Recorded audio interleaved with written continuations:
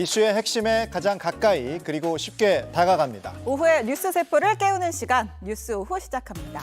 광복절 특사 명단이 발표됐습니다. 형 확정 3개월 만에 사면이 된 정치권 인사도 있습니다. 서희초 교사 사망 사건을 수사 중인 경찰이 학부모 등을 조사한 결과 현재까지 범죄 혐의를 찾지 못했다고 밝혔습니다. 네, 뉴스 오후 먼저 쇼츠 트랙부터 달리겠습니다.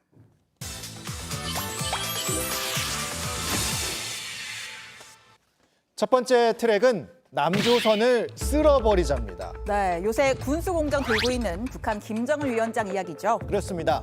새로 개발한 다용도 전투 장갑차를 직접 몰고 있는 장면을 공개했습니다. 이외에도 전술 미사일 생산 공장, 발사대 생산 공장을 두루 둘러봤습니다. 김정은의 이 같은 행보는 조만간 시작하는 한미연합훈련에 대한 맞대응 성격이란 분석입니다. 자, 남조선 괴뢰들을 쓸어버리자라는 구호 앞에 김정은이 서 있는 모습도 보입니다. 지난 9일 당 중앙군사위 회의에선 서울 등 수도권 지도를 가리키며 전쟁 준비를 강조한 바 있는데요. 오늘 18일에 한미일 3국 정상회의가 열리는데 회의 전후 북한이 무력 도발에 나설 가능성도 제기됩니다. 두 번째 트랙, 돌아온 할리입니다. 신앵커 할리라는 사람 알아요? 알죠? 아. 할린데이. 네. 정확히 방송 활동 아는군요. 열심히 했었잖아요. 그렇습니다. 맞습니다. 국제변호사 출신이고요. 1997년 한국으로 귀화해서 한국명 하일 씨가 됐습니다. 마약 투약 혐의로 무리를 빚었다가 4년 만에 공개석상에 모습을 드러냈습니다. 방송이 아니라 국회에 나타났습니다. 네, 술보다 흔한 마약이란 주제의 토론회에 참석해서 자신의 투약 경험 그리고 해외 청년들의 마약 투약 실상을 알렸습니다. 로스쿨 가게 됐을 때 미국 동부에 갔습니다. 바로 앞에, 바로 옆에, 바로 뒤에 사람이 다 대마를 빌고 있었어요. 그 교육 때문에 제가 어떻게 됐을까요? 주사기 있잖아요. 그거 보면은 오바이트 하고 싶어요, 사실. 약물치료 시설하고 또 프로그램 그런 자금 지원 필요합니다. 자, 하일 씨는 약물 치료 시설을 늘리고 지역 곳곳에서 재활과 심리 상담이 이뤄질 수 있도록 해야 한다고 주장했습니다. 이를 위한 정부의 지원, 또 마약 관련 처벌 강화를 촉구하기도 했습니다. 네, 세 번째 트랙은 29번 쾅쾅입니다. 한 여성이 아파트 현관문을 쾅쾅 발로 걷어차는 CCTV 영상인데요. 이거 반복 재생하는 거 아니죠? 네. 끊임없이 계속 차고 있는 거죠? 반복 재생 아닙니다. 예. 총 46초 분량의 영상에서 무려 29번 발길질을 했습니다. 층간소음 때문에 윗집 현관문을 걷어찼다는 거죠. 네, 지금 보시면 여성의 옷차림이 달라진 게 보이실 겁니다. 그러니까 한 번이 아니라 반복적으로 윗집을 찾아가서 발길질을 했던 건데 심지어 윗집 주민이 휴가 중일 때 찾아와 빈집에도 이렇게 발길질을 했다고 해요. 경찰에 수사 의뢰를 한 상황인데 윗집 주민은 앞으로 엘리베이터에서 마주칠까 봐 겁난다, 두려움을 호소했습니다. 네, 네 번째 트랙은 뺑소니 의심 조사입니다. 우리나라 수영 간판 스타 국가대표 황선우 선수가 뺑소니 의심 사고로 경찰 조사를 받았습니다. 황 선수는 어제 저녁 자신의 승용차를 몰고 진천 국가대표 선수촌에 가던 중 80대 노인을 백미러로 친 뒤 아무런 조치 없이 현장을 이탈했습니다. 백미러가 부서질 정도의 큰 충격이었지만 다행히 노인은 크게 다치진 않았다고 합니다. 황 선수는 30분 뒤에 다시 사고 현장으로 돌아와 내가 사고를 낸 것 같다라고 경찰에 진술했습니다. 대한수영연맹 관계자는 황 선수가 무단 횡단하던 보행자를 피해서 횡단보도를 지났고 처음에는 사고가 난 걸 몰랐다가 백미러가 파손된 걸 확인한 뒤에 현장으로 돌아갔다고 전했다고 밝혔습니다. 피해자에게 병원비를 지급하고 합의까지 마쳤다고 하는데요. 경찰은 정확한 사고 경위를 파악 중이라면서 입건 여부를 검토하겠다는 입장입니다. 황 선수는 다음 달 중국 항저우에서 열리는 아시안게임을 앞두고 있습니다. 네, 오늘의 마지막 트랙 떼강도입니다. 자, 여기는 미국 LA고요. 검은 두건에 마스크를 쓴 이들이 백화점 안으로 들이닥칩니다. 언뜻 봐도 30명은 넘는 규모죠. 이거 지금 영화 촬영하는 그런 거 아닌 거죠? 아닙니다. 이거 실제 상황입니다. 예. 일사불란하게 흩어진 떼강도들, 백화점 진열대를 부수고 쓰러뜨리고 닥치는 대로 물건을 집어 담습니다. 최대 10만 달러, 우리 돈 약 1억 3천만 원 어치의 명품을 훔친 뒤에 미리 준비했던 BMW 등의 차량을 타고 그대로 도주해버렸습니다. 경찰이 CCTV를 토대로 용의자를 추적하고 있습니다. 최근 미국에서는 이렇게 무리를 지어서 대형 쇼핑몰을 약탈하는 떼강도 사건이 잇따라 발생하고 있습니다.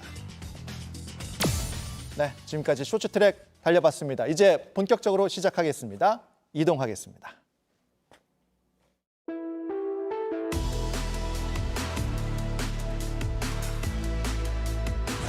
서민 경제의 어려움이 심각한 상황인 점을 고려하여 경제 살리기에 중점을 뒀습니다.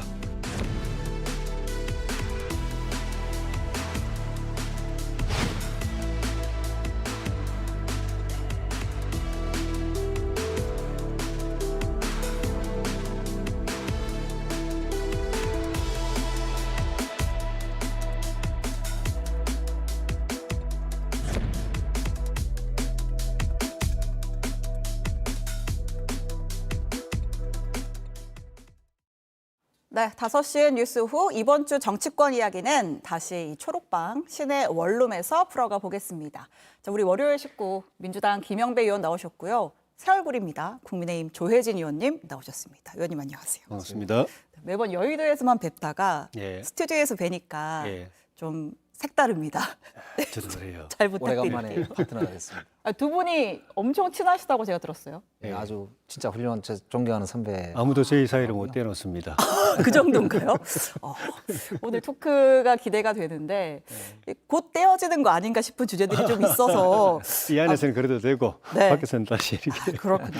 알겠습니다. 자, 바로 본격적으로 시작을 해보겠습니다. 자, 오늘의 첫 번째 주제는요. 네, 광복절 특사로 잡았습니다. 예, 광복절을 하루 앞둔 오늘 윤석열 대통령이 특별 사면안 제가했고요. 자, 이번 사면은 어떤 점을 가장 중점으로 두고 기준으로 두고 선정을 했는지 한동훈 법무부 장관의 발표로 들어보겠습니다. 이번 사면은 무엇보다 서민 경제의 어려움이 심각한 상황인 점을 고려하여 경제 살리기에 중점을 뒀습니다. 정부는 이번 사면을 통해서 경제 위기를 극복하고 정치 사회적 갈등을 해소하여 국가적 화합을 이룰 수 있기를 기대합니다. 사면 때마다 늘 경제 살리기 중점 둔다고 하고 경제인들 많이 사면하는 것 같긴 해요. 일단 좀 총평을 들어보고 싶어요. 조 의원님. 지금 정부의 가장 큰 과제가 경제 회생일 겁니다. 네. 코로나 3년 거쳐오면서 전반적으로 경제가 많이 위축되고 네. 침체되고 성장률도 많이 떨어지고 거기다 외부 환경도 아시는 것처럼 이제 고금리 문제가 여전히 해결이 안 되고 또 러시아 우크라이나 사태 때문에 전 세계 경제가 또 영향을 받고 있고 중국도 그 과정에서 고도 성장 유지하다가 지금 쭉 이제 침체 국면으로 들어가서 네. 우리가 다시 경기를 회복하는 데 여러 가지 조건도 안 좋아서 외부 환경도 안 좋아서 우리 자체적으로 할 수 있는 노력이라도 최선을 다하자. 그런 취지. 그런 측면에서 이제 대기업 총수들 가운데서 이게 사면 복권이 안 되면은 무역 활동을 제대로 하기 힘든 그런 제약, 제도적인 제약이 있습니다. 외국에 네. 나가서 뭐 출입을 하거나 누구를 만나거나 하는 게 어려운 점도 있고 또 소상공인이나 이제 중소기업 또 자영업자 이런 분들은 생계형 그 범법 사실들 때문에 이제 발이 묶여가지고 또 어려운 점들, 네. 경제활동 어려운 점들이 있기 때문에 대통령으로서 뭐 다른 걸 못 해드리더라도 사면복권의 이런 권한을 통해서 그런 거라도 플러스 도와드릴 수 있으면 도와드려야 된다는 생각으로 하신 것 같습니다. 알겠습니다. 김 의원님. 네. 경제 살리기 명분은 늘 좋은데요. 네. 사실 이번에도 보면은 좀 저는 놀랐어요. 어떤 부분이? 아니 경제 살린다고 하면서 네. 실제로는 삼성 임원들이었던 분들이 빠졌다거나 또 예. 보면은 민생 사범들은 많이 빠지고 네. 소위 이야기하는 기업들 중에서 아주 사람들의 눈살을 찌푸리게 했던 갑질 대왕이라고 했던 그러니까 운전사를 막 이렇게 패고 그래가지고 네. 문제가 됐던 회장이라든지 안 그러면은 이 형집행 중에 그러니까 가석방 중에 술집을 막 다녔던 이 갑질 대왕 중에 한 사람이 네. 회장도 보니까 사면이 됐더라고요. 그러니까 명목은 경제 살리기지만 네, 실제로는 실제로는 사실 윤석열 대통령하고 친한 사람들 해준 거 아니냐 이제 그런 생각이 들고 특히 김태우 전 구청장의 경우는 이거 사법 시스템을 무너뜨리는 정말 저는 법치주의의 근간을 무너뜨리는 최악의 사면권 남용이 아니냐. 그래 꼭 지적하고 싶습니다. 저희가 김태우 전 구청장 이야기는 잠시 뒤에 해볼 텐데 일단 그 김 의원 언급하신 내용 중에 그 사면 소리 돌던 삼성들 전 임원들은 명단에서 빠졌어요. 왜 빠진 거라고 보시나요? 글쎄 이게 김태우 전 구청장을 네. 사면하는 게 굉장히 사실은 비난이 있을 것 같으니까 저는 오히려 지난번에 이제 대폭 이제 전직 이제 임원들이나 네. 심지어는 이재용 회장 네. 그리고 박근혜 전 대통령, 이명박 전 대통령의 국정농단 사건의 주요 주범들 네. 다 지난번 해줬잖아요. 음, 그러니까 이번에는 저분들은 또 거기다가 밖에 나와 계세요 지금. 네. 그래서 굳이 이번에 뭐 더 욕먹을 거 끼울 필요가 있겠냐 이런 판단 아니었을까. 그러니까 이제 김태우 전 구청장이 논란이 될 것 같으니까 약간의 밸런스를 맞추기 위해서 삼성 전 임원들은 뺐다 뭐 이런 그런 생각이 들 정도로 사실은 김태우 구청장의 사면 복권이 충격적이에요. 그런 분석을 내리신 거고요. 뭐 국정농단 관련 인물들이 빠진 게 그러니까 윤석열 대통령이 이제 수사를 했던 인물들이기 때문에 또 빠졌다 이런 분석도 있는데 그 부분은 어떻게 보세요? 제가 볼 때는 네. 이제 이번 사면 복권의 취지인 경제 살리하고 직접적으로 관계가 없다는 점이 네. 한 가지 요인이 아닐까 싶어요. 이분들은 일단 대부분 다 이제 그 형기를 마치거나 아니면 가슴과대에서 나와 있지만은 예, 예. 그 경제 현장에서는 이미 물러난 상태입니다. 네. 경제 활동을 하고 있지 않은 분들이고 나머지 또 이제 안종범 또 김종 이런 분들은 뭐 정치적으로나 행정적으로 어떤 또 사면 복권이 되면은 어떤 활동을 하실 수 있는 그런 계획도 아니고 해서 네. 어떻게 보면 그 경제 살리기 측면에서 굉장히 다급한 그 사면 복권의 필요성이 절실한 분들에 비하면은 좀 시급하지 않은 경제 분들. 살리기라는 큰 취지와는 관련이 없기 때문에 만약 빠진 사면 거지. 복권 하더라도 뭐 현재 삼성에 복귀해가지고 네. 다시 또 뭐 경제 활동을 하거나 그런 분들은 또 아닌 근데 점하고 경제를 국정- 살리려면은 네. 이제 잠깐만요. 국정 이제 농단 좀 전에 말씀드린 것처럼 네. 순수하게 경제 활동보다는 이제 국정농단이라는 정치적 사건에 연루되어 있는 그런 측면하고 또 국정농단 사건의 그 맥을 정확하게 읽어보면은 쉽게 또 그 사면 복권하기 해주기 어려운 그런 요소도 있어서 아마 네. 복합적으로 고려가 되지 않나 싶습니다. 그러니까 사실 경제를 살리려면 네. 이제 그 경제를 하면서 범죄를 저질렀을 경우에도 이제 내가 처벌받을 거다. 네. 그리고 이제 아주 불가피한 경우 빼고는 범죄를 저지르면 안 된다. 네. 이런 인식이 있어야 되는데 지금 아까 말씀드린 대로 사실은 재벌 기업 회장들도 보면은 아주 질이 좋지 않은 분들을 이번에 다 사면을 해준 걸 보면 네. 이게 경제 살리기가 목적이 아니고 사실은 윤석열 대통령이 빚을 졌는지 잘 모르겠지만 굉장히 정치적인 그런 사면권의 행사 아니냐 이런 저는 비판을 면하기 어렵다고 생각하고요. 에이. 특히 전직 관료들 중에서 이미 주범들, 그러니까 국정농단의 주범들은 지난번에 다 해줬거든요. 그래서 이번에는 오히려 한꺼번에 세일 하듯이 그냥 싹 해줘도 되는데 저는 오히려 이번에는 왜 그랬는지 참 이상할 정도였어요. 생각보다 덜했다 이런 평가신가요? 알겠습니다.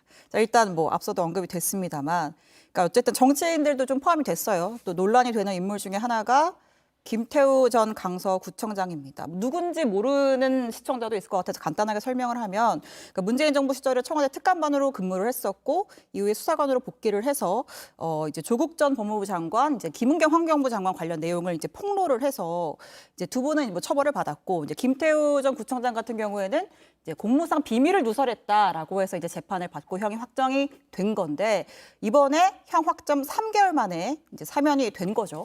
일단 여야의 평가를 좀 듣고 오겠습니다. 그러니까 김태우 전 구청장의 그 이번에 판결은 사실은 전 정권 비리를 폭로한 안에 공익제보의 성격에 대한 사법적 재단이 정당하느냐의 어떤 문제 제기도 있고요. 사법부 심판을 2달 만에 뒤집는 선거용 꼼수 사면 보도에 벌써부터 많은 국민이 의구심을 보이고 있습니다. 이대로라면 대통령의 사면이 국민 통합이 아니라 오히려 국민을 편가르고 정쟁을 유발하게 될 것 같습니다.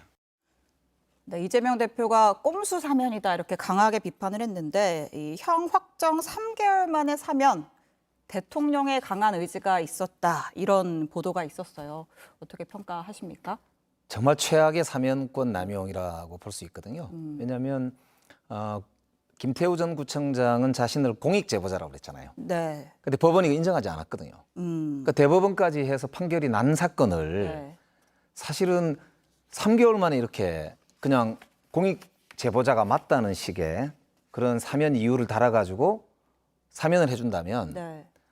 이 국민들이 누가 사법 체계를 존중하겠습니까? 그러니까 정말 이건 사법 체계의 법치주의를 근간에서부터 흔드는 저는 행정권의 남용이다. 예, 이렇게밖에 볼 수 없고요. 특히 강서구청장 보궐선거가 곧 있을 예정인데 예. 이게 한 40억 이상의 돈이 든다고 그래요. 공직자가 자기가 범죄를 저질러서 심지어 세금을 40억씩이나 낭비하면서 지금 선거가 벌어지는데 윤석열 대통령이 입만 여시면은 카르텔 얘기하시고 세금 낭비 도둑 얘기하시는데 도둑으로 따지면 저런 도둑이 어디가 있습니까? 근데 그걸 사면을 해주고 오히려 칭찬을 해주고 상을 주는 듯한 느낌을 받게 되는데 이거는 대한민국의 법치주의를 심각하게 훼손하는 자기 부정이다. 이렇게밖에 볼 수 없습니다. 조 의원님은 해석이 좀 다르실 것 같은데. 이 사면 문제는 이제 사실은 이 시중에서는 대부분 확정 판결이 나기 전부터 이야기가 나왔습니다. 언론에도 네. 보도가 됐었고, 일단은 전형적인 공익 제보자인데도 불구하고 국민권익위원회 위원장이 전현희 위원장이어서 그런지 모르겠지만은 그 인정을 안 해주고, 네. 그다음에 법원의 재판 과정에서도 그런 이제 흐름이 이어지는 걸 보고서 네. 이거는 상식이 안 맞다. 만약에 대법원이 그런 식으로 결론 내리면은 이거는 사면이 불가피할 거다라는 이야기가 그때부터 이미 공론화돼서 언론에 이제 보도도 되고 그랬었는데, 사면권은 이제 그 대통령이 행정부 수반이 아니라 국가의 원수로서 이제 행사하는 권한인데, 크게 보면은 대법원 확정 판결이든 뭐 이심에서 확정되든 간에 법원의 판결에 이 잘못됐다고 생각이 됐을 때 그걸 바로잡는, 사후적으로 바로잡는 차원, 이제 사후적으로 바로잡는 거는 법원 스스로가 재심하는 것도 있지만은 네. 재심이 안 하거나 안 될 때는 이제 대통령이 사면권으로 그걸 바로잡는 의미가 하나 있고, 그다음에 이제 국민 통합이라든지 그런 여타 3개월 만에 목적이 그러는 거는 있는데, 너무 심하잖아요. 그런 이번 같은 경우는 제가 법원 사면 복권의 정확한 취지는 모르겠지만 제가 이해하기는 대법원 확정 판결 나기 전에 나왔던 이야기들을 생각해 보면은 이거는 대부분 법원의 판결이 뭔가 문제가 있다라고 판단해서 사면권으로 그걸 시정하는 측면이 있지 않나 생각이 듭니다. 제가 질의할 때 나중에 한동훈 장관한테 물어보겠는데요. 네. 만약에 그런 이유라면 정말 심각한 거거든요. 대통령이나 법무부 장관이 사법부의 판단을 자기가 생각할 때 틀렸다고 그래서 그걸 자기 행정권으로 바로잡는 거는 삼권 분립을 위배하는 거 아닙니까? 이 헌법 위반이거든요. 그러니까 어떤 이유에서도 저는 이 김태우 전 구청장 사면은 정당화될 수 없다고 보고 국민들도 용납하지 않을 거다. 네. 그렇게 생각해요. 너무 정치적인 자기 세력 불리기 앞에 법치주의를 이렇게 무시해도 되는지 모르겠습니다.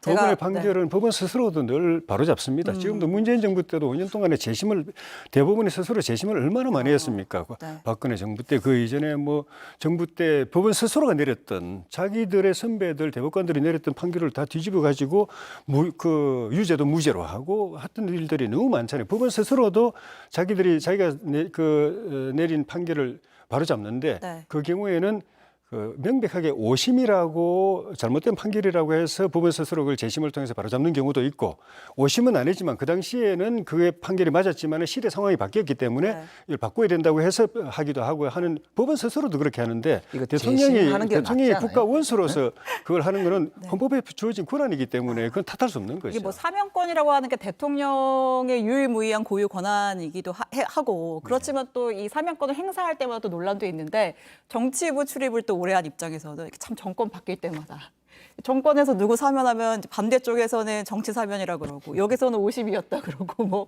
아무튼 좀 그런 측면도 있는 것 같습니다. 자, 조금 넘어가서요.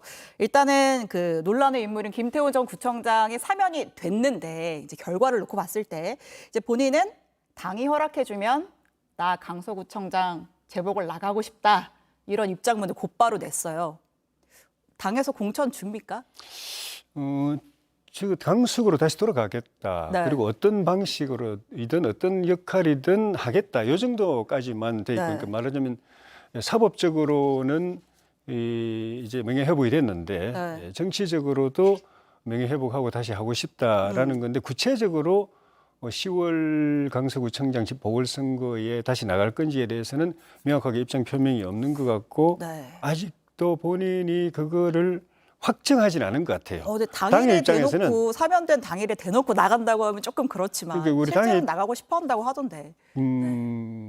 어쨌든 우리 당의 네. 입장에서는 본인이 출마 의사가 있어야 네. 출마 기회를 줄지 말지를 결정할 수 있는 거기 때문에 네. 있으면 그 주실 이후에 거예요? 판단해야 될 것 같아요. 있으면 거예요? 주실 거냐고 물어보는데요. 진짜? 줄까요? 아 근데 주실 수 이- 있나요? 그러니까 이 정부가 참 희한한데요. 저는 참 후아무치한 이제 발언이었다고 생각하는데 최소한 국민 여러분 죄송합니다부터 시작해야 되는 거 아닌가 싶고 아까 말씀드린 대로 피 같은 40억을 네. 자기 때문에 지금 재보궐선거 때문에 쓰는 거잖아요. 본인은 억울하니까 이 죄송하단 그러니까 말이 본인의 뭔지 안 억울한 나오는 거 점은 아닐까요? 억울하게 네. 이야기를 하더라도 네. 세금 40억씩이나 자기 돈으로 쓰든지 그러면은 그러니까 그렇지 않는 상황이니까 이게 제가 보면 대통령도 어떻게 사과 한 번 이때까지 하는 걸 못 봤는데요. 전 국민들이 다 보고 계셔서 네.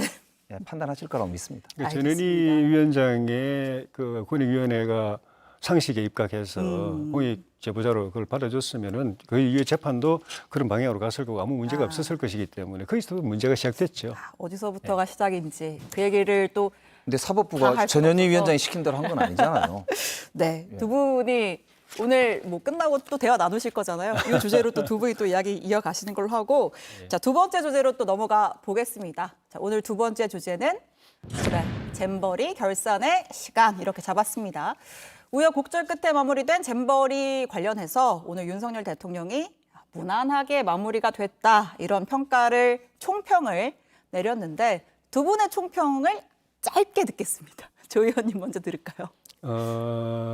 정말 큰일 날 뻔했는데 네. 대한민국의 위기 관리 능력, 총체적인 위기 민관 합해서 총체적인 위기 관리 능력, 또 사태 수습, 또 문제 해결 능력을 보여준 것에서 의미가 있다고 보여지고 네.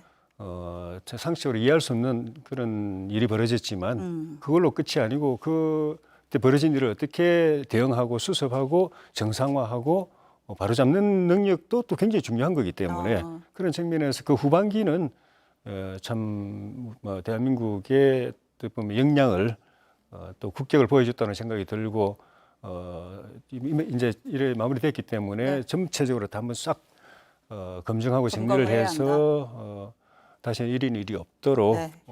이게 좀 제대로 교훈으로 삼아야 될 것 같습니다. 네. 김 의원님은 참 부끄럽기 짝이 없는 네. 예, 참사죠. 그나마 후반기에 그래도 뭐 사고가 없었던 건 다행인데요.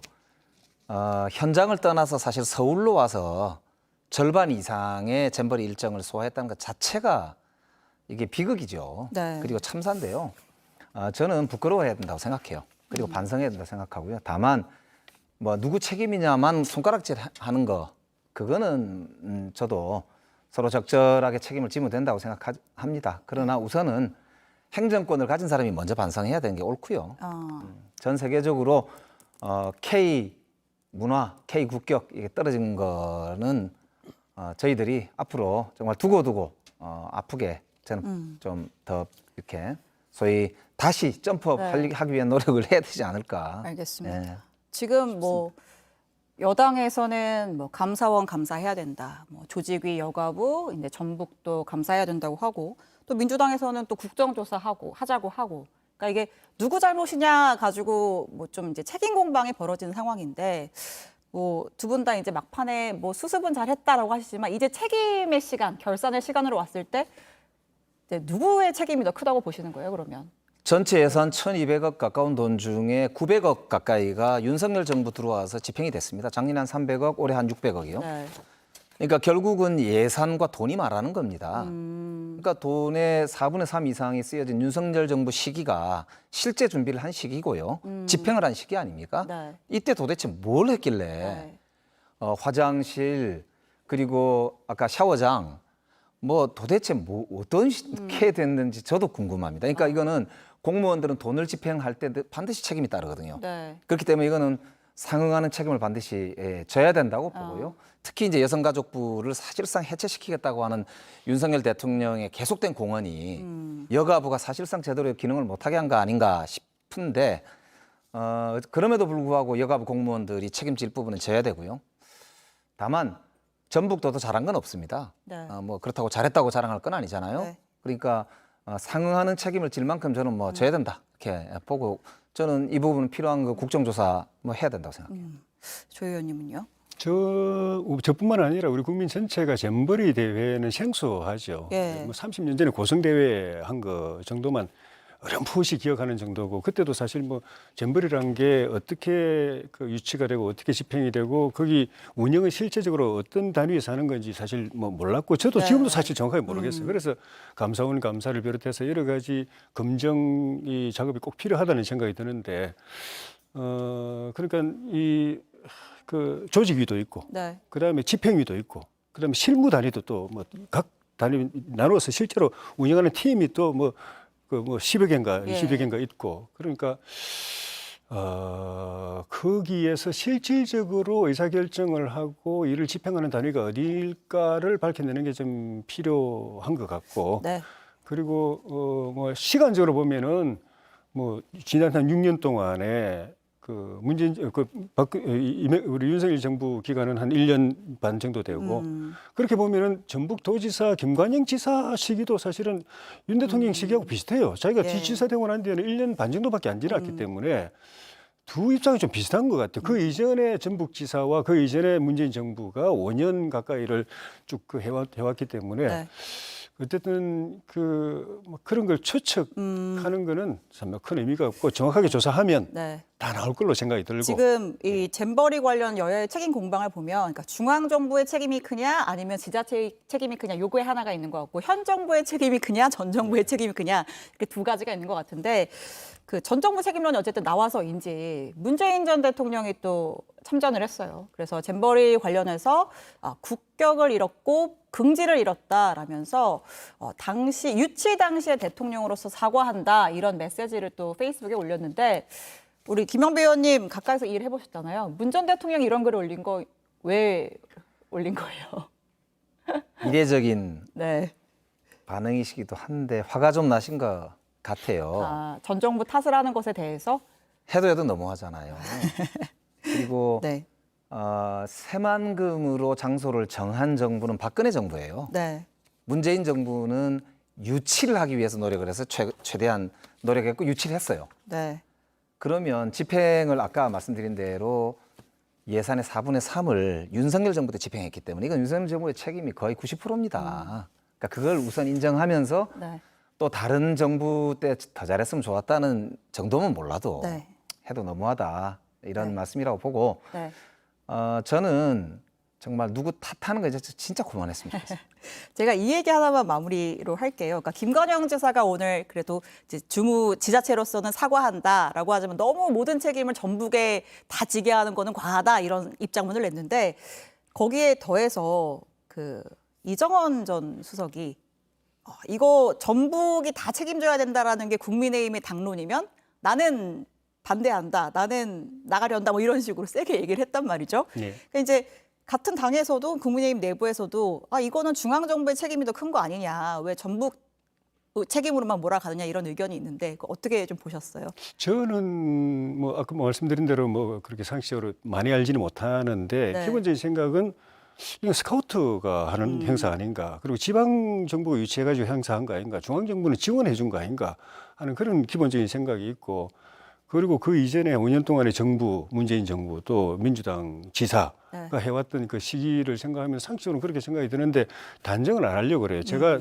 모르기 때문에. 그래서 알겠습니다. 조사 다 해서 판단하면 되지, 이정현 전 대표도 조사해서 전북도 책임으로 나온다, 그 확인이 된다면은 그때는 뭐 그렇게 이야기 안 하겠죠. 지금 조사가 안 돼 있는데 네. 몰아가는 건 안 된다는 그런 뜻으로 생각이 들고, 신청 문재인 자체는 대통령께서 국가예요, 말씀하신 국가. 거는 저는 문재인 대통령 말씀하신 거는 참 현직에 계실 때 제가 참 실망했던 부분 중에 하나가, 대통령답지 않게 꼼수를 쓴다는 느낌이 드는 게 뭐냐 하면은, 박근혜 정부가 한 일을 갖다가 자기 마음에 안 들면은 그냥 이걸 실패다, 잘못했다라고 단정해버리고 어떻게 그걸 갖다가 그렇게 이제 덮으시는가 하면은 자기가 대신해서 사과해 버리는 거예요. 박근혜 정부가 이런 일을 했는데요. 제가 전 정부의 일에 대해서 제가 사과드릴게요라고 해버린 거예요. 오지랖입니다. 그거는.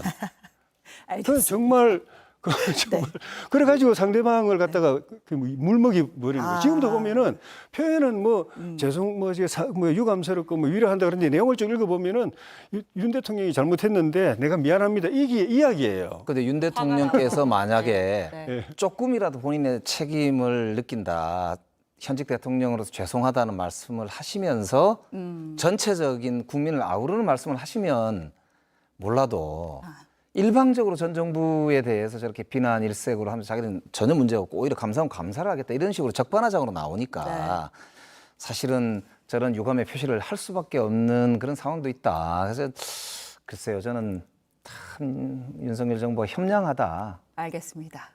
제가 오늘 두 분 문 모시고 대통령이 참 자기가 잘못했으면 자기가 잘못했습니다라고 하면 되는데 네. 상대방이 잘못했는데 제가 대신 죄송합니다. 이거는 진짜 꼼수예요. 조금만 더 대화를 이어가면 제가 이제 잘못했습니다라고 말해야 될 시간이 와가지고 오늘은 일단 여기서 마무리하고 두 분 또 같이 모실 시간이 또 앞으로도 있을 테니까요. 그때 또 이야기 나눠 보겠습니다. 두 분 사이 좋으신데 여전히 괜찮으신 거죠? 하트로 마무리를 오늘 하트로 마무리를 하도록 하겠습니다. 두 분 감사합니다. 고맙습니다.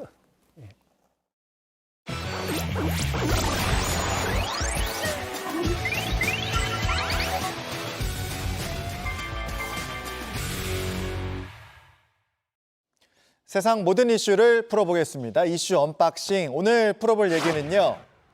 외압이냐 항명이냐. 해병대 고 최수근 상병 사망 사고 수사 과정을 놓고 진실 공방이 펼쳐지고 있습니다. 저는 제가 할 수 있는 수사에 최선을 다했고 그 결과를 해병대 사령관, 해군 참모총장, 국방부 장관께 대면해서 직접 보고했습니다. 그런데 알 수 없는 이유로 국방부 법무관리관으로부터 수차례 수사 외압과 부당한 지시를 받았고 저는 단호히 거절하였습니다. 그 사실관계는 법무관리관과 설명이 다르기 때문에 저는 그 주장에 동의할 수 없습니다. 그리고 그분의 주장이 앞서 말씀드린 것처럼 제가 해병대 사령관에게 문자를 보냈다고 이야기를 했고 저는 문자 보낸 사실이 없기 때문에 통신 기록까지 다 확인해서 제시를 했습니다. 자, 구명조끼만 입었어도 막을 수 있었던 최상병의 안타까운 죽음. 유가족과 국민들은 철저하고 빠른 진상 규명을 원하고 있는데요. 도대체 왜 이런 진실 공방이 벌어지고 있는 건지 안타깝습니다. 자, 왜 이 상황까지 왔는가를 잠깐 다시 짚어보면요. 먼저 최상병 사고의 수사는 민간 경찰이 맞습니다. 해병대는 수사 결과를 경찰에 넘기기만 하면 됩니다. 그런데 여기서 문제가 생긴 건데요. 지난 7월 30일에 박정훈 당시 수사단장이 이종섭 국방장관에게 직접 수사 결과를 보고를 했습니다. 그리고 박정훈 대령은 지난 2일에 사건 자료를 경북경찰청에 넘겼습니다. 그런데 국방부는 보고 다음 날인 7월 31일에 법률적인 검토가 더 필요하다 이런 이유로 경찰 이첩을 경찰의 수사 결과를 넘기는 것을 멈추라고 지시를 했는데 박 대령이 항명을 하고 수사 결과를 넘겼다는 겁니다. 국방부는 지시를 뒤집은 이유로 작전에 참여한 하급 장교들까지 모두 수사 대상에 포함시키는 건 과하기 때문에 이 부분에 대해서 법률적인 검토를 해야 한다는 취지라고 설명을 했습니다. 하지만 박 대령은 이첩을 멈추라는 지시를 받은 적이 없다. 사단장 등 윗선에 적용된 혐의 내용을 빼라는 압박이 있었다. 이렇게 주장을 하고 있습니다. 자, 외압이냐 항명이냐의 논란은 이제 정치권으로도 옮겨 붙었고요. 점점 더 판이 커지고 있습니다. 자, 이번 논란은 국방부가 키운 측면이 큽니다. 앞서 말씀을 드렸죠. 군이 아니라 경찰이 수사를 하는 겁니다. 군은 조사 결과를 넘기기만 하면 됩니다. 그런 군이 법률적인 검토를 언급한다는 게 설득력이 떨어진다는 지적이 나옵니다. 이렇게 되면 경찰이 본격 수사에 착수하지 못하면서 최상병 사건은 계속 헛바퀴만 돌 수밖에 없죠. 국방부는 최상병 사건을 국방부 직할조사본부로 다시 이관하고 해병대 조사 결과를 재검토하기로 했는데요. 자, 최상병은 왜 구명조끼도 못 입고 무리하게 수색에 투입이 됐는가? 더 시간이 지체되는 건 안 될 일입니다. 오늘 이슈 언박싱 여기까지 풀어봤습니다.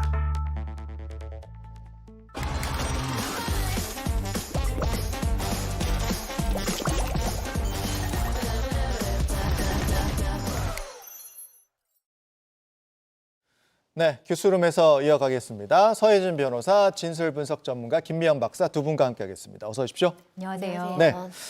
자, 저희가 이제 그 교권 침해 관련해서 지난 이제 금요일에 많이 보도가 되면서 굉장히 뭐 주말 사이에도 많이 회자가 됐던 교육부 직원의 일명 이제 편지 왕의 DNA 사건 내용을 좀 준비를 하고 있었는데 오후에 낮에 이 서희초 교사 사망 사건 관련 이제 속보가 나왔어요. 이 얘기를 좀 먼저 하고 가도록 하겠습니다.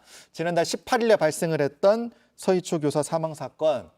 오늘 경찰 수사 상황 소식이 전해졌는데 한 줄로 정리하면 이거예요. 현재까지 범죄 혐의를 발견하지 못했다. 이렇게 되거든요. 이제 경찰이 학부모 4명을 조사했는데 아직 입건한 학부모가 없다고 얘기를 했거든요. 네. 이건 어떤 의미일까요? 그러니까 범죄 혐의점을 찾지 못했기 때문에 예. 공식적으로 어떤 형사 입건할 수 있는 대상을 아직 뭐 못 찾았다. 이 정도로 정리할 수 있을 것 같습니다. 네. 보면 뭐 경찰이 오늘 발표한 내용에 따르면은 네. 일단 뭐 그 휴대폰 등을 이제 포렌식 수사를 했다라고 네. 하는데 실제로 학부모가 뭐 교사 개인 휴대번호로 전화한 것은 찾을 수 없었다. 이런 것이 사실 주된 것 같습니다. 예. 기존에 이 많은 사람들이 좀 의심하고 있고 예. 또 얘기가 돌았던 것이 학부모들이 이 선생님의 개인 휴대전화로 전화를 해서 소위 갑질을 한 것이 아니냐. 폭언을 한 것이 아니냐. 그런 부분이 조금 의심스러웠는데 예. 사실 그런 가장 의심스러운 부분에 대해서 지금 경찰은 찾지 못했다, 확인하지 못했다라고 발표를 한 겁니다. 그러니까 연필 사건, 흔히 이제 이 사건 전에 이제 학생들 사이에 연필 사건이 있었다. 거기서부터 이제 의혹이 출발하는 거 아니냐. 이제 이런 의혹들이 많이 나왔는데, 그러니까 12일에서 13일에 연필 사건과 관련한 이제 학부모들의 면담이 있었고, 이후에 이제 18일에 이 교사가 이제 숨진 채 발견이 됐기 때문에 연관성이 있는 게 아니냐, 이런 의혹들이 계속 나왔던 거고, 교사의 일기장도 있었고, 뭐 정신과 상담 일지라든가 이런 것들이 이제 계속 추가적으로 공개가 됐던 상황. 그래서 이제 합리적인 의심을 이제 많은 사람들이 하고 있었던 그런 상황 아니었습니까? 어떻게 보셨어요? 네, 맞습니다. 그 연필 사건과 불과 얼마 되지 않아서 네. 이제 사망을 하셨었고 그 과정에서 뭐 갑질과 관련된 이야기들이 여러 차례 나왔고 네. 일기장, 정신과 상담기를 여러 차례 조금씩 이제 계속 이제 정보들이 이제 나왔는데요. 굉장히 힘들다는 걸 이제 호소하는 그런 정황들이 나왔잖아요. 네, 문제는 일단 학교에 업무 스트레스가 과다했던 사실은 이런 정보들로 충분히 확인이 되는 것 같습니다. 네. 다만 이제 학부모 4명에 대해서 이게 뭔가 범죄 혐의로 직접적으로 연관될 수 있느냐, 예. 이건 좀 별개의 문제일 수 있어 보이고요. 예. 그래서 저는 이 사건이 이제 나왔을 때 처음부터 좀 염두에 뒀던 것이 예. 심리부검이다라는 방법이 있거든요. 심리부검. 네, 심리부검은 이제 사망한 사람이 예. 사망에 이르게 된 원인, 예. 어떤 영향을 미쳐서 이런 그 사망에 이르게 됐는지를 예. 뭐 가족이라던가 지인 혹은 동료 이런 분들이랑 심층 면접을 한다던가 예. 여기에 이제 제시된 것처럼 일기, 상담 기록, 그다음 예. 수사기관에서의 자료 이런 이제 서류 이런 것들을 통해서 종합적으로 이제 과학적으로 규명하는 그런 절차들이거든요. 그래서 아마 이 부분은 범죄 혐의랑 이제 이게 별개로라도 별개로? 그렇죠. 예. 학부모가 교사의 사망의 직접적인 원인이 있었느냐 예. 이것과는 별개로 우리가 여러 가지 정보들을 통해서 교사의 사망에 있어서 이런 업무적인 예. 문제가 있었던 것들은 분명히 보여지니까 네. 이런 심리부검이라는 이런 절차들을 통해서 네. 사망에 이르게 된 어떤 원인이나 네. 요인들 이런 것들을 좀 심층적으로 살펴볼 필요가 있지 않나라는 생각이 듭니다. 방금 이제 심리부검 말씀하셨는데, 그러면서도 말씀하셨던 부분이 이제 심리부검과 범죄 혐의는 이제 별개의 문제일 수도 있다, 이렇게 이제 말씀하셨는데, 실제로 지금 일단 수사 상황에 대한 이제 얘기를 들어봐도 이게 범죄 혐의점을 입증하는 것과 이 심리부검은 좀 별개의 문제인가요? 어떻습니까? 그렇죠. 범죄 혐의를 사실 찾으려면 예. 예를 들어 갑질을 한 학부모들을 예. 발견했다, 예. 확인을 했다고 하더라도 구체적으로 어떤 게 나와요? 그렇죠. 그러니까? 이 갑질을 어떻게 처벌할지 아. 어떤 범죄에 해당하는지 그 판단이 사실 선행이 돼야 되는 예. 거예요. 근데 막연하게 우리가 일반적으로 사람들이 갑질이라고 생각하는 것과 예. 그 국가의 형벌권을 행사해서 형사 처벌할 수 있는 갑질하고는 좀 결이 다를 수 있거든요. 다를 수 있다. 그러니까 지금 뭐 그냥 막연하게 생각했을 때 네. 정말로 무언가를 뭐 선생님에게 모욕을 줘서 모욕죄가 성립한다든지 네. 아니면 선생님에게 의무가 없는 일을 강요해서 뭐 강요죄 네. 아니면 뭐 협박을 했다든지 협박, 선생님은 공무원이기 때문에 뭐 공무집행 방해나 이런 것들을 막연하게 생각해 볼 수 있는데 네. 사실 이런 것들을 성립시키고 실제로 이 개인이 이런 형사처벌 책임을 부담하기 위해서는 단순히 어떤 선생님들에게 좀 사회적 비난이 대상이 되는 발언 정도만 했다라고 해서 처벌할 수 있는 건 사실 아니거든요. 예. 근데 저는 이 사건이 사실은 지금 한 달이 다 돼 가는데 그렇죠. 경찰 수사도 사실 중요하긴 해요. 예. 그리고 누군가 처벌받을 행위를 했다고 하면 그 사람이 책임져야 되는 건 맞지만 예. 경찰이 지금 수사하는 것을 굳이 이게 형사처벌에만 초점을 둘 것이 아니라 예. 이건 결국에 이렇게 강제적으로 누군가의 사망 사건을 조사하고 주변을 확인할 수 있는 권한을 가진 기관은 예. 대한민국의 수사기관밖에 없어요. 예. 그렇잖아요. 강제력을 행사할 수 있는 데가. 강제성 있는 건 수사기관밖에 없긴 하죠. 근데 이 어떤 형사처벌의 목적을 두는 것보다는 예. 이 사건의 전반적인 어떤 실체적인 사실관계 예. 이런 것들을 밝혀서 예. 이 선생님이 왜 이런 그 극단적 선택을 학교 내에서 할 수밖에 없었는지 그리고 그 과정에서 그 강제력을 동원한 수사 과정에서 예. 어떤 그 교육 과정, 학교 내의 시스템 문제, 예. 넓게는 이 교육 당국의 문제일 수도 있을 것 같거든요. 예. 그런 시스템의 문제를 밝혀내는 것도 예. 이 수사기관의 어떤 그 책무라고 저는 책무다. 생각이 듭니다. 그러니까 만약에 이제 어떤 최종 수사 결과를 발표한다 하더라도 경찰이 단순하게 범죄 혐의점이 있다 없다만 얘기하는 것이 아니라 이런 과정이 있었고 이런 흐름이 있었고 어떤 심리적인 부검 결과는 이런 흐름이 있었고 이런 걸 모두 총체적으로 얘기하는 게 좀 예. 필요하겠다. 예, 사실 사건이 종결되고 나면 예. 박사님께서 말씀해 주셨던 심리 부검이나 이런 것들을 예. 할 수 있는 방법도 사실상 없거든요. 그 유족들이 그거를 개인적으로 해야 되는 부분 아닐까요? 근데 그걸 할 된다면? 수가 있어요? 심리 부검을? 이제 원래는 예전에 중앙심리부검센터라는 예. 곳이 있었는데요. 예. 그곳에서 이제 심리부검을 했었고 지금은 한국생명존중희망재단이라는 예. 곳에서 통합적으로 그런 여러 가지 일들을 하고 있는데 네. 말씀하신 것처럼 이제 유족이 개인적으로 이제 신청해서 하는 방법들도 있긴 해요. 거기에 예. 보면 유족이 또 참여할 수 있는 프로그램이나 이런 것들도 안내해 주는 것도 같은데 네. 이제 문제는 이 사건이 사실은 이 이제 사망한 교사의 유족뿐만 아니라 예. 동료 교사들 이 사건에 대해서 굉장히 울분을 갖고 있는 사람들에게도 매우 중요한 예. 사안인데 만약에 경찰 조사에서 아무도 책임지는 사람이 없는 것 같이 그냥 혐의 없음으로 처리가 되고 끝나게 그거에 되면 대해서 이제 많은 국민들이 우려를 하고 있는 건 아니겠습니까? 그렇죠. 그런데 문제는 예. 그렇다고 해서 우리가 예를 들어 학부모가 예. 여기에 대한 책임이 예. 있다라고 한다면 예. 그거에 대해서도 우리가 뭔가 해소가 될 거냐는 부분이라는 거죠. 그래서 이 문제는 비단 학부모의 뭐 몇몇의 개인적인 예. 어떤 언행 때문이 아니라 예. 전반적으로 보면 저희가 구조적인 문제도 있고 예. 어떤 교사 개인의 스트레스 그런 부분들을 학교 예. 측에서 어떻게 관리하고 대처했느냐 이런 여러 가지 문제들이 복합적으로 되어 있기 때문에 알겠습니다. 이 부분을 좀 더 규명할 필요가 있다라는 거죠. 예. 그러니까 서희초 교사 사망 사건이 이 교권 침해 논란에 어떤 불을 붙인 그런 사건이었기 때문에 이 사건을 어떻게 우리가 수습해 나가고 마무리해 나가는지가 굉장히 중요합니다. 이후에 이제 계속해서 무수한 교권 침해 사례가 쏟아져 나오는 와중에 이제 지난주에 이제 왕의 DNA 편지 이제 사건이 이제 발생을 해서 또 많은 분들이 아니 뭐 이런 사건까지 발생을 하는 것이냐 이런 생각들 많이 하셨을 거예요. 일단 주말 사이에 이 편지를 보낸 교육부 직원이 사과를 했습니다. 사과문을 좀 띄워주시죠. 사과문을 보면 20년 동안 하위 공무원으로 일하면서 선생님들을 누구보다 존경해왔다. 교육활동을 적극 지원해왔고 내가 직장과 직위를 언급한 적이 없다. 내가 교육부 직원이라는 걸 언급한 적이 없다. 이렇게 얘기를 했고요. 또 다음 내용이 있나요? 보여주시죠. 임의로 작성한 것이 아니다. 그러니까 편지를 보낸 내용이 치료기관의 자료 중 일부를 자기가 보낸 것이고, 자, 선생님께 상처가 됐을 것을 생각하지 못했다. 자, 이렇게 어제 일단 사과문까지 낸 그런 상황인데, 저는 좀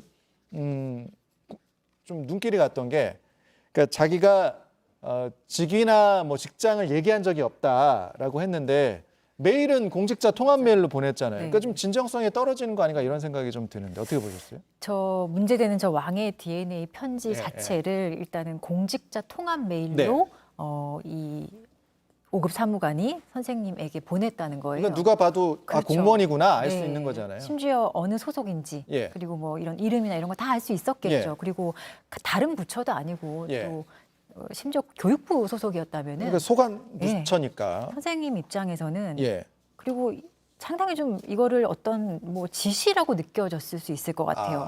그리고 공직자 통합 메일은 사실 공적인 용도로 쓰이는 공무원의 이메일이에요. 그렇죠. 근데 자신의 아이의 일이라면 이건 개인적인 일이고 사적인 일이거든요. 근데 그런 일을 이렇게 공직자 통합 메일로 선생님에게 보냈다라는 거는 사실 다분히 의도가 있다고 저는 보여집니다. 이게 그 사과의 방식도 저는 좀 궁금한 것이 이게 교육부 기자단에게 요 사과 편지가 지금 해서 이제 언론에 전달이 된 것 됐죠. 같은데 그렇다면 이전에 이 문제되는 선생님에게 정말로 이분이 개인적으로 진정한 사과를 한 적이 있는지 지금 말씀하신 부분은 이 편지를 보내기 전 담임 교사에게 아동학대로 신고를 해서 이제 그 교사가 직위 해제됐던 그 부분을 말씀하시는 부분. 네, 그런 사과 편지도 사실 이게 누구에 대한 사과인지 잘 모르겠어요. 이 편지의 형식이나 이걸 배포된 그 형식을 보면 그리고 사실 너무나 좀 늦은 사과죠. 진정성이라고 하는 건 자신만 알겠지만 객관적으로 드러난 여러 가지 사정을 보면 저는 이건 좀 진정성이 좀 없어 보입니다. 사건이 보도되지 않고 이렇게 크게 이슈가 되지 않았다면 과연 이런 사과문이 나왔을까라고 좀 의심스러운 부분이 있습니다. 가장 이제 논란이 된 게 사람이 눈길이 갈 수밖에 없죠. 왕의 DNA라는 이 단어에 모든 분들이 눈길이 갈 수밖에 없습니다. 그래서 이 편지를 왜 보냈느냐? 아까 다시 사과문 다시 한번 띄워주세요. 제가 임의로 작성한 게 아니라 어떤 치료기관의 자료 중 일부다. 이렇게 설명을 했거든요. 자, 치료기관의 일부. 자, 찾아보니까 이제 이후에 많은 보도가 나왔습니다. 찾아보니까 이게 한 사설 연구소였어요. 한 사설 연구소에서 주장하는 어떤 그런 치료 방법, 그다음에 아이들을 교육하는 방법이라고 하는데 잠깐 듣고 오겠습니다. 왕자 같은 머리를 가진 아이들입니다. 왕자들 공부를 어떻게 시키던가요? 동국마마, 공부하실 시간이 옵니다. 왕자나 공주 대접을 하세요. 때리거나 야단치지 마세요. 안 돼! 야, 하지마! 그만! 이런 얘기 하시면 안 됩니다. 이 아이들은 영웅심이 대단히 강한 아이들입니다. 네, 김미영 박사님이 이제 심리 분석, 심리 전문가시니까 어떻게 보셨어요? 저 영상? 일단 제가 그 담임 선생님께 보낸 그 글도 좀 봤고요. 내용을 전체적으로 좀 살펴봤는데요. 문제는 전체적인 큰 틀이 잘못된 것은 아닙니다. 그러니까 예를 들면 아이들의 눈높이에 맞춰서 케어를 해야 된다라는 점, 그다음에 아이 중심적으로 자존감을 높여주고 강요하는 행위를 하면 안 된다. 이런 것 자체는 교육적으로 큰 문제가 되는 부분들이 아닌데요. 문제는 강론으로 들어가서 세부적인 내용에 대해서 살펴보면 잘못된 부분들이 이제 상당 부분 발견이 된다라는 부분입니다. 뭐 예를 들면 뭐 제지하는 말들, 안 돼, 하지 마, 이런 것들을 소리쳐서 하는 거는 부적절하죠. 근데 절대로 하지 않도록 한다라는 부분이라던가 또래 사이에 갈등이 이제 생겼을 때 철저하게 무조건 이 아이 편만 들어줘라. 이 부분이 잘못된 부분들이거든요. 예를 들면 왕의 DNA라고 하는 건 그만큼 이 아이들을 귀하게 여기고 이 아이만 특별한 것이 아니라 모든 아이들이 소중하고 귀하다라는 그런 의미일 텐데. 그러니까 뭐 이런 표현 있잖아요. 꽃으로도 아이들 때리지 말라. 이런 표현들이 이제 있는 건데 그런 표현이 아니라 왕이라고 이제 등장을 하니까. 근데 이것도 뭐 극단적으로 그거를 이제 표현을 했다라고 하는데 문제는 우리 아이만 철저하게 편을 들어주는 왕의 DNA를 가진 애다라고 하는 것이 문제라는 거죠. 근데 저 연구소가 이제 보면 이제 뭐 ADHD나 아니면 이제 자폐 관련 아동들을 이제 치료할 수 있다. 이제 금방 뇌 치료 방법을 통해서 뭐 1년만 해도 좋아질 수 있고 약물 치료를 하지 않고 좋아질 수 있다. 이렇게 이제 광고를 많이 하고 이제 선전을 하면서 이제 그곳을 이제 방문하신 학부모님들도 있는 것 같고요. 저런 주장은 신빙성이 조금 있습니까? 실제로 ADHD는 사실 가장 잘 알려진 부분 약물 치료가 좀 효과가 있다라고 알려져 있거든요. 그래서 정신건강의학계에서는 이렇게 약물 전혀 없이 이런 식의 방식의 치료 방법을 극단적인 것이라고 해서 우려를 이제 하고 있고, 그다음에 그 대한소아청소년 정신의학 의학학회에서도 이게 그냥 단순히 짧은 시기 내에 약물 치료에서 낫는 병이 아니다. 굉장히 오랫동안 증상이 남아있을 수 있고 지속적인 치료가 필요하기 때문에 만약에 약물에 대한 부작용이 염려된다라면 약물이 아닌 행동치료와 이런 것들을 같이 동반해서 이제 실시하는 것들이 필요하지, 약물 없이 이런 것들을 하는 것은 굉장히 효과가 미흡하다라고 이야기를 하고 있거든요. 이런 치료 방법에 대한 입장은 이제 대체적으로 이제 우리가 공신력 있는 기관에서 이렇게 이제 설명을 하고 있는 거고, 이 사람의 이 소장님이라고 하는 분의 경우에는 아까 영상에 나왔던 보니까 과거에 이제 물론 이제 학력 부분도 약간 불분명하다라는 이야기가 있긴 검증이 좀 필요할 것 같아요. 생명 뭐 과학을 전공을 했다라고 하고 그 이후에 광고 회사에서 또 오랫동안 일을 광고 회사 얘기까지 있어요? 했다라고 되어 있더라고요. 그래서 근데 보면 그 이후에 뭐 특허, 이거 관련된 특허가 있는 것처럼 보이는데요. 문제는 관련 연구나 뭐 학회에 발표된 자료들은 전혀 제가 찾아본 바로는 없었기 때문에 이분이 어떤 근거들을 가지고 이렇게 이제 이런 이제 뭐 치료나 이런 것들을 하는지 근거가 조금 저는 좀 의문이 들었습니다. 자, 이거 하나 여쭤볼게요.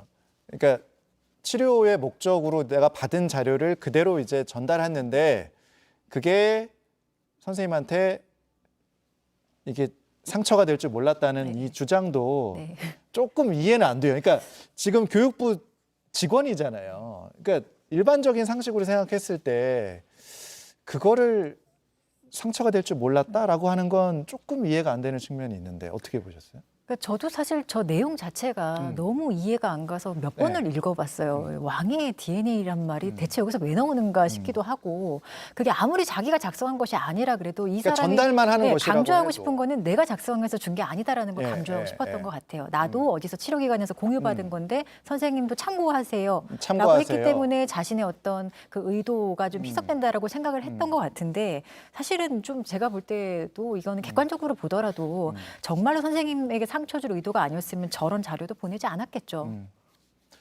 글쎄요. 뭐 사과도 했고 뭐 직위 해제 지금 돼 있는 상황에서 뭐 교육부는 이제 철저하게 조사하겠다 이렇게 이제 밝힌 상황인데 이 사건 어떻게 좀 진행이 되는지 또 두 분과 함께 지켜보도록 하겠습니다. 서혜진 변호사, 김미영 박사와 함께 얘기 들어봤습니다. 고맙습니다. 맞습니다. 감사합니다.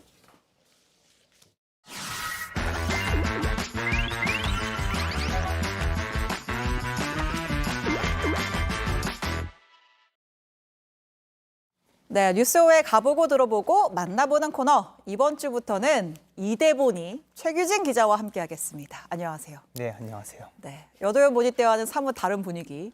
네, 첫 소식으로 웃어야 됩니다. 본인도 알고 있다 보니. 행복합니다. 네.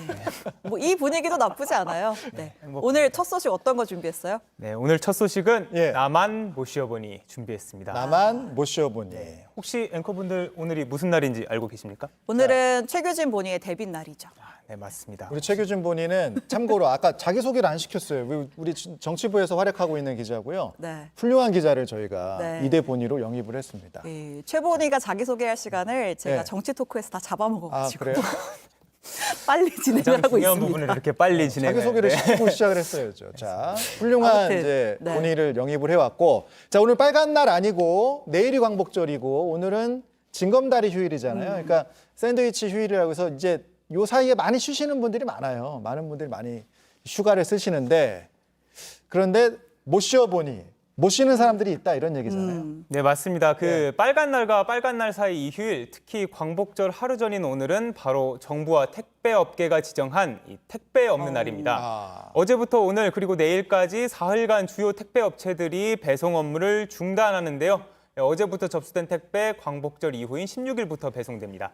그런데 제목이 나만 못 쉬어보니 인거는 그러니까 택배 없는 날인데도 못 쉬는 그런 기사분들이 있다는 거죠. 네, 맞습니다. 알겠습니다. 영상 바로 함께 보겠습니다.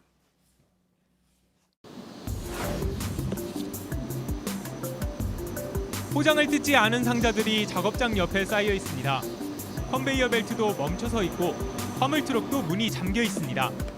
쉴 틈 없이 돌아가던 터미널이 사람 한 명 없이 한산합니다.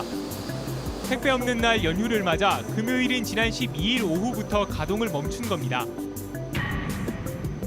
이곳은 서울 서초구의 택배 물량을 담당하는 터미널입니다. 하루 3만 개 물류 허브에서 보낸 택배 물량들을 택배 기사들이 받아서 배송을 시작하는 곳인데요. 택배 없는 날을 맞아서 이렇게 라인 전체가 멈춰서 있는 모습입니다. 배달 기사님이 한 120명 정도 근무를 하고 있습니다. 오늘 다 쉬시는 거예요? 그렇죠. 언제까지 쉬시나요? 오늘 오후부터 13, 14, 15, 3일간 연휴입니다. 이 기간 동안은 아예 택배를 아예 안 하는 거군요, 여기. 허브가 쉬기 때문에 저희 서브도 당연히 쉬고 있고. 전국적으로 다 그렇게 쉬는 건가요? 네, 그렇습니다. 주요 택배사들이 배송 업무를 쉬면서 온라인 쇼핑몰들도 고객들의 양해를 구하는 안내문을 걸고 택배 없는 날에 동참했습니다. 덕분에 택배 기사들은 모처럼 주어진 사흘간의 짧은 휴가를 반깁니다. 그럼 얼마 만에 좀 쉬시는 건가요? 지금 거의 1년 만에 평일과 공휴일을 같이 묶어서 쉴 수 있는 기회가 되기 때문에 저희 택배기사 입장에서는 굉장히 만족스러운 제도라고 생각을 하고요. 택배 없는 날 만약 없었으면 어떠실 것 같아요? 많이 힘들었을 것 같네요. 그런데 이 택배 없는 날에도 쉬지 않는 배달 기사들이 있습니다. 당일 배송, 새벽 배송처럼 자체 배송망을 활용하는 쿠팡 등의 유통업체는 이 택배 없는 날에 불참했기 때문입니다. 편의점 택배도 휴무 없이 수거와 배송 업무를 정상적으로 진행합니다. 서울 동남권의 물량을 담당하는 복합 물류단지입니다. 택배 없는 날, 택배 쉬는 날에 맞아서 대부분 작업을 중단했는데요. 이 당일 배송을 나가야 하는 차량들은 오전부터 작업을 시작했습니다. 연휴에도 쉴 수 없는 택배 기사들은 아쉬움을 털어놓습니다. 푹푹 찌는 날씨에 이미 온몸은 땀으로 흠뻑 젖었습니다. 오늘 다 쉬는 날인 걸 알고 계시죠? 예, 알고 있습니다. 근데 일하시는 거예요? 예, 어쩔 수 없이 그냥 회사에서 쉬라는 얘기를 안 하니까 저희는 택배 없는 날이 아니라 택배 있는 날이에요. 4-5시간 정도는 더 배송을 해야 돼요. 같은 택배 일을 하면서도 일을 해야 되니까 그런 소외감이라 할까요? 좀 그런 거는 좀 있어요. 쿠팡 측은 배송 기사들이 원한다면 언제든지 자유롭게 휴가를 갈 수 있다며 휴식권을 제한하는 게 아니라고 맞서고 있습니다. 하지만 택배 노조 측은 상생이라는 의미를 퇴색시키는 것이라며 택배 없는 날에 모두 동참해야 한다고 주장합니다. 택배 없는 날은 택배 기사, 물류센터에서 분류하는 분류 노동자들 모든 이 택배 산업에 종사하는 모든 분들이 다 쉬자라는 겁니다. 눈치 보지 않고.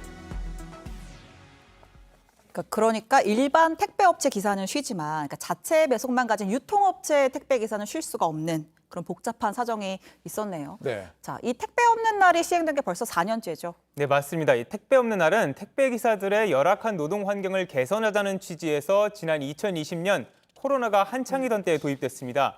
2020년 코로나19로 택배 물량이 20% 증가하는 등 이 기사들이 열악한 노동 환경으로 일종의 과로사로 추정되는 택배 기사 사망 건수가 최소 10건이 나오면서 그렇죠. 고용노동부와 물류협회 택배 4개 업체가 공동으로 도입한 겁니다.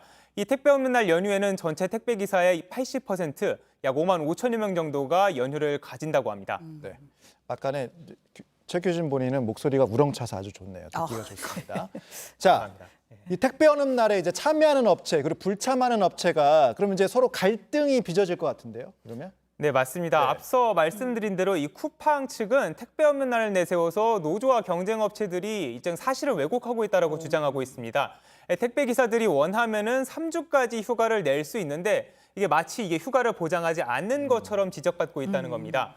이에 대해서 CJ 대한통운 측도 애둘러서 비판하고 있는데요. 특정 업체만 불참하고 이 배송을 지속할 경우 참여한 기업의 불이익이 돌아갈 수 있다면서 고객을 일종의 빼앗길 우려를 가진 중소택배사들의 참여까지 봉쇄될 수 있다. 이러면 이렇게 고객 비판하고 뺏기는 거 있습니다. 아니냐 우리만. 네, 그렇습니다. 이러한 불협화음, 일종의 대리점과 기사들을 유치하기 위한 업계의 경쟁이 치열하기 때문으로 분석되기도 합니다.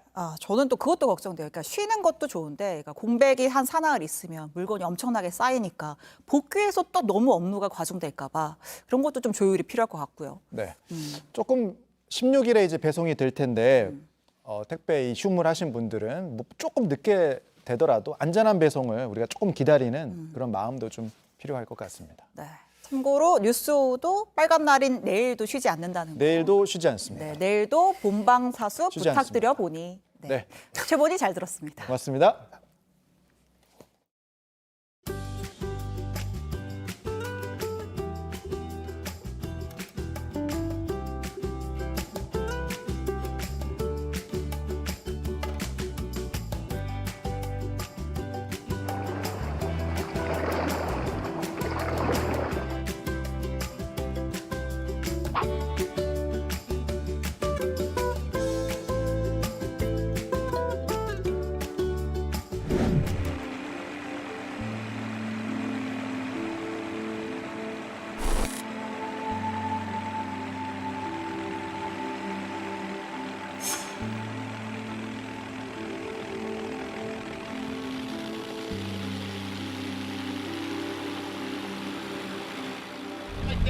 Trying to get home, and now to be turned around twice because stupid people in line is not following directions.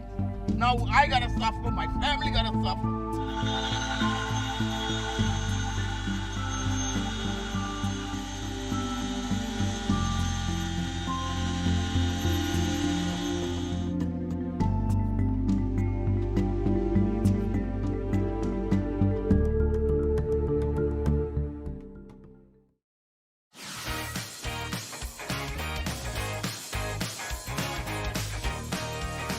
네, 뉴스 마지막 코너입니다. 온라인에서 가장 핫한 키워드 소개하는 코너죠. 오늘은 해도 되나요?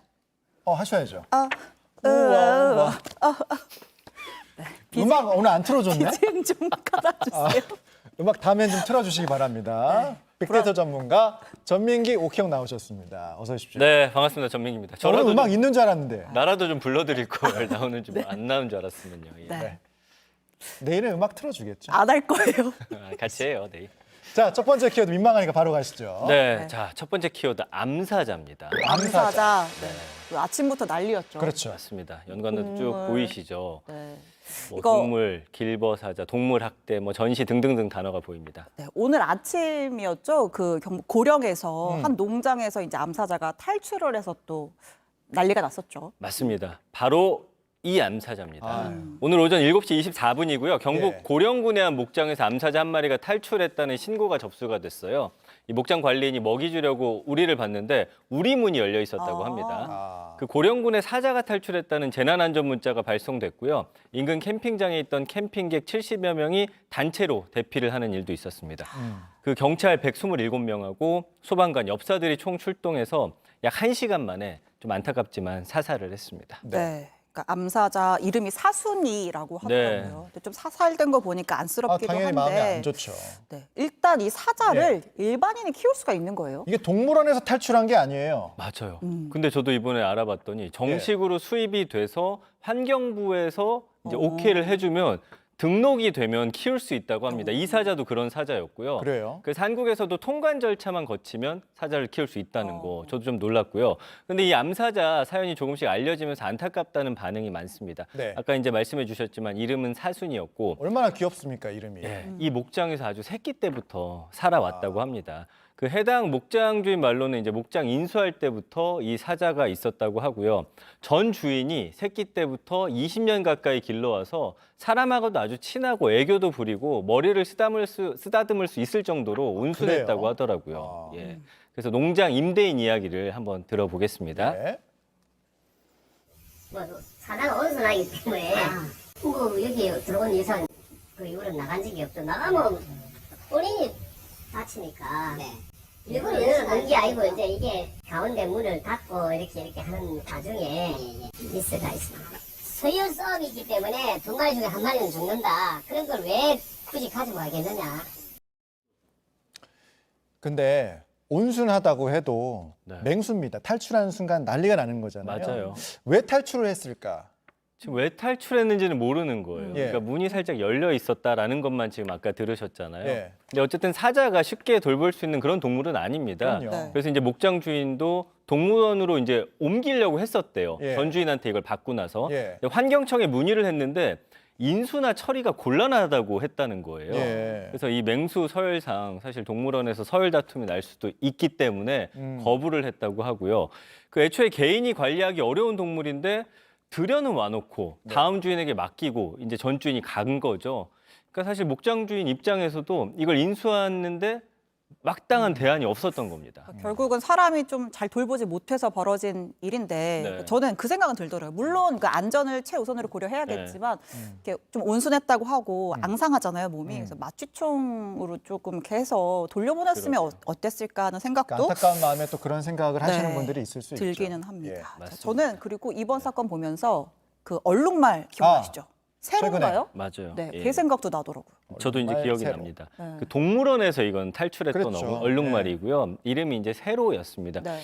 당시에 서울을 완전히 뒤집어 놨었는데 지금 영상 나가고 있죠. 예. 기억나요. 골목길에 골목길. 나타난 얼룩말. 네. 지난 3월이었죠. 서울 광진구 어린이 대공원에서 탈출해서 3시간 동안이나 이렇게 도심을 휘젓고 다녔잖아요. 해외 언론에 소개가 될 정도였어요. 네. 그러니까 이때는 울타리를 부수고 탈출을 했었습니다. 당시도 이제 동물원 관리가 소홀했다라는 얘기가 있었고 네. 새끼 얼룩말이 부술 수 있을 정도로 울타리가 좀 허술했던 게 말이 되냐 이런 좀 비판이 있었고요. 다행히도 지금 소식을 알아봤더니 네. 여자친구도 생기고 아주 잘 지내고 있다고 합니다. 그래서 이제 아까 이제 사살된 사순이가 좀 더 안타까워지는 것 같고요. 예. 이게 이제 해프닝으로 끝나선 안 될 것 같아요. 이런 일이 계속 벌어지다 보니까 네. 이번 계기로 동물과 사람 어떻게 공존할 수 있을지 고민을 좀 해봐야 될 것 같습니다. 알겠습니다. 두 번째 키워드로 넘어가겠습니다. 자, 두 번째 키워드. 역시나 또 안타까운 키워드인데 산불입니다. 산불. 네. 예, 그 키워드. 지난주부터 그 이제 하와이 산불 소식 계속 전해드렸었는데 그렇습니다. 맞아요. 그 얘기죠. 맞습니다. 아직 안 꺼졌다고. 예, 먼저 이제 영상을 좀 함께 보실게요. 네.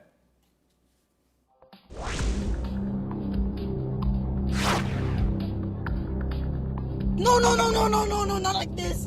Not like that.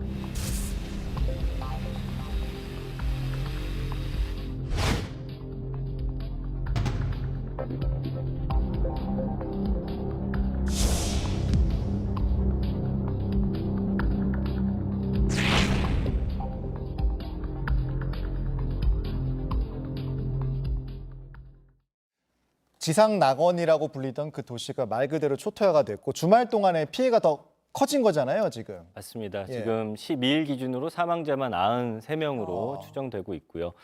그 이제 CG 나가고 있는데 네.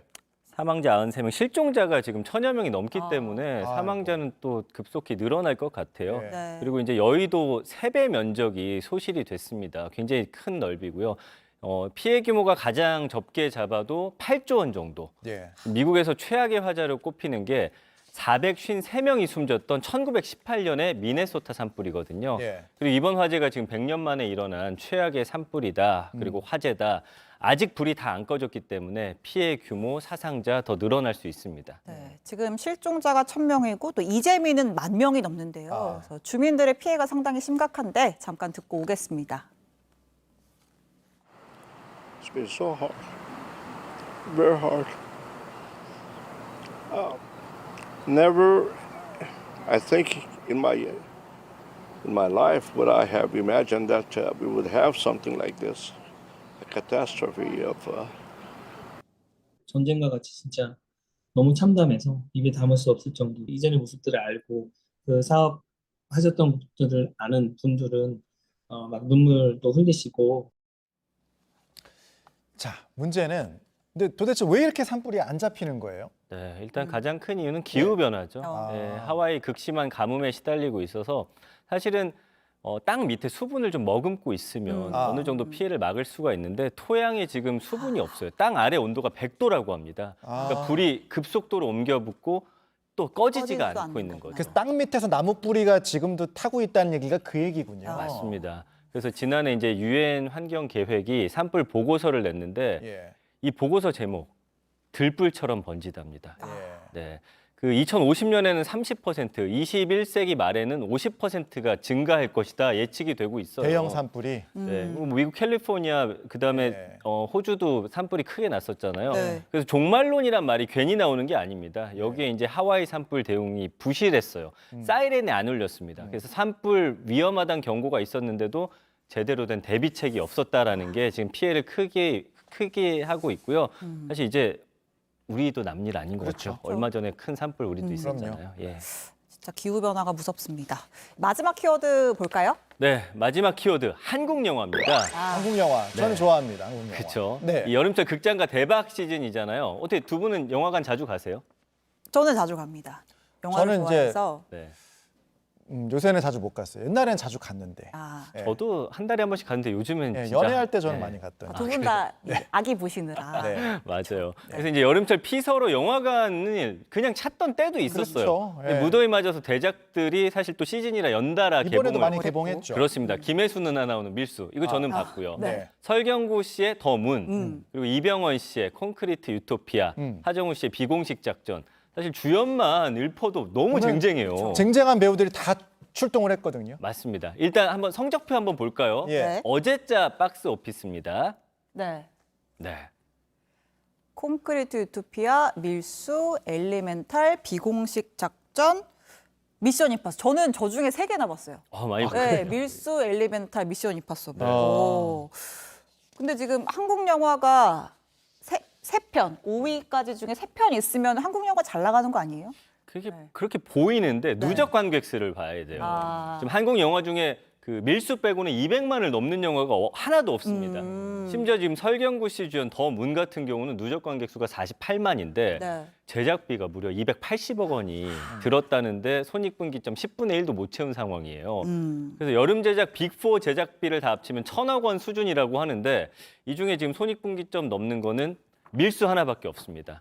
역대급으로 처참한 성적표다 이런 얘기가 나오고 있는 거예요. 사실 이제 코로나 지나면서 영화를 소비하는 패턴이 달라졌다 이런 얘기가 좀 많이 나오고 있는 영향이 좀 큰 것 같아요. 맞아요. 예. 그 OTT 때문이죠. 예. 네. 그래서 이번엔 워낙 좀 심각한데 코로나 터지면서 티켓값도 좀 많이 올랐다고 맞아요. 하고요. 예. 그리고 OTT는 또 굉장히 우리가 익숙해졌어요. 네. 코로나를 거치면서.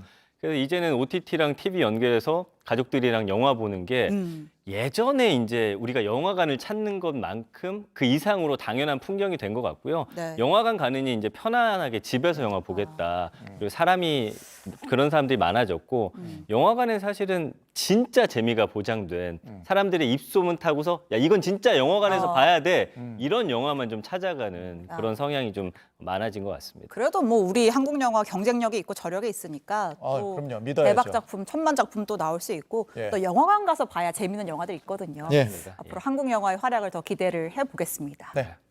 오늘 여기까지 듣겠습니다. 고맙습니다. 감사합니다.